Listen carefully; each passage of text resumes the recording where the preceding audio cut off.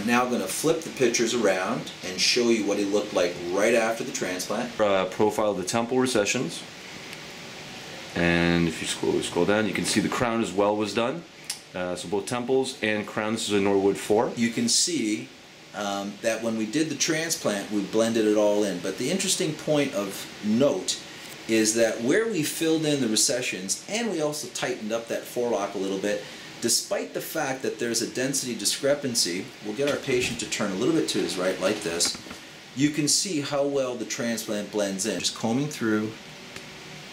This is all transplant. Combing through. Here we are combing through patient X's hairline here, and you can see that it's essentially undetectable. That is all transplant in this entire area right here, and you can see how well that blends with his frontal forelock as well.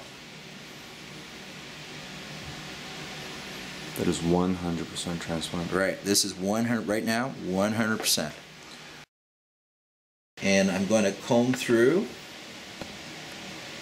This is all transplant as I'm parting, and just showing that we can actually recreate a swirl. You can see the natural flow and even fluidity of the transplant as it connects with the rest of the hair on his head. And the angulation right there too. Well, this is how we recreate those swirls, right? All these angles are the natural angles that he would have and should have if he did not lose his hair. And if you're using follicular units, and you can dense pack and use small slit sites, then you can achieve these kind of results. Can you also just briefly touch on, which again, these are things that when we're showing other people we fail to sometimes mention because we repeat this all the time, about angulation, why that is so difficult to do crown work. The angles and the positioning of each graft are extremely important. So for example, you can't just place a graft like this on someone's head 90 degrees to his scalp, okay? That will not look natural. So what we do is we replicate the natural